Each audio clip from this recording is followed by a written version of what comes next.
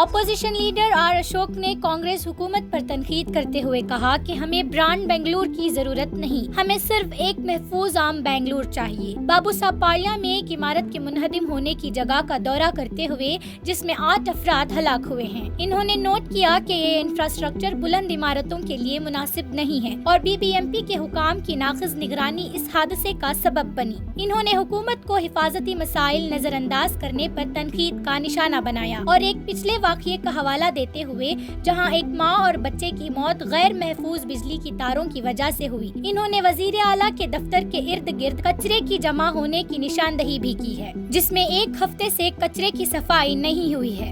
अशोक ने हिफाजती इक़दामात बनाने की जरूरत पर जोर दिया है, जबकि इन्होंने पिछली बीजेपी हुकूमत के फ़आल इक़दामात के साथ इसका मुवज़ना किया। ಬೆಂಗಳೂರಲ್ಲಿ ಏನು ಬ್ರ್ಯಾಂಡ್ ಬೆಂಗಳೂರು ಅನ್ನೋ ಒಂದು ಪದನಾಮ ಕಾಂಗ್ರೆಸ್ ಸರ್ಕಾರ ಬಂದ್ಮೇಲೆ ಇದೊಂದು ಬ್ರ್ಯಾಂಡ್ ಬೆಂಗಳೂರು ಅಂತ ಮಾಡಿದ್ದಾರೆ. ಅವಘಡಗಳ ಮೇಲೆ ಅವಘಡಗಳು ಬೆಂಗಳೂರಲ್ಲಿ ಕಳೆದ 16-17 ತಿಂಗಳಲ್ಲಿ ದಿನನಿತ್ಯ ಒಂದಲ್ಲ ಒಂದು ಅವಘಡಗಳು ನಡೀತಾ ಇದೆ. ಇವತ್ತು ಬಾಬು ಸಾಹೇಬ್ ಪಾಳ್ಯ ಸುಮಾರು 8 ಜನ ಸತ್ತಿರುವಂತದ್ದು, ಹಲವಾರು ಜನ ಗಾಯಗೊಂಡಿರುವಂತದ್ದು, ಇನ್ನೂ ಒಬ್ಬ ಮಹಿಳೆ ಬಂದು ಗಂಡನ ಒಂದು ಬದುಕಿರ್ಬೋದು ಇನ್ನು ಹುಡುಕಿ ಅಂತೇಳಿ ರೋದನ ಮಾಡ್ತಾ ಇರುವಂತದ್ದು ನಮ್ಮ ಕಣ್ಮುಂದೆನೇ ಇದೆ. ಇನ್ನೂ ಅದು ಸಿಕ್ಕಿಲ್ಲ. ಮೊಬೈಲ್ ನೆನ್ನೆ ರಿಂಗ್ ಆಗ್ತಾ ಇತ್ತು, ಇವತ್ತು ನಮ್ಮ ಪೊಲೀಸರು ಕೇಳಿದಾಗ ಅದು ರಿಂಗ್ ಆಗ್ತಾ ಇಲ್ಲ ಅಂತ ಹೇಳಿದ್ದಾರೆ. ಸೊ ಇನ್ನು SDRF ತಂಡ ಮತ್ತೆ ಪೊಲೀಸ್ ಅಧಿಕಾರಿಗಳು, ಕಾರ್ಪೊರೇಷನ್ ಅಧಿಕಾರಿಗಳೆಲ್ಲ ಕೆಲಸ ಮಾಡ್ತಾ ಇದ್ದಾರೆ. ಇಲ್ಲಿ ಮುಖ್ಯವಾಗಿ ಇಲ್ಲಿ ಕಂಡು ಬರ್ತಾ ಇರತಕ್ಕಂಥದ್ದು ಇದೊಂದು ಅಕ್ರಮ ಕಟ್ಟಡ ಮತ್ತೆ ಕಳಪೆ ಕಾಮಗಾರಿ, ಅಧಿಕಾರಿಗಳ ನಿರ್ಲಕ್ಷ್ಯನೂ ಕೂಡ ಇದರಲ್ಲಿ ಸ್ಪಷ್ಟವಾಗಿ ಕಾಣ್ತಾ ಇದೆ.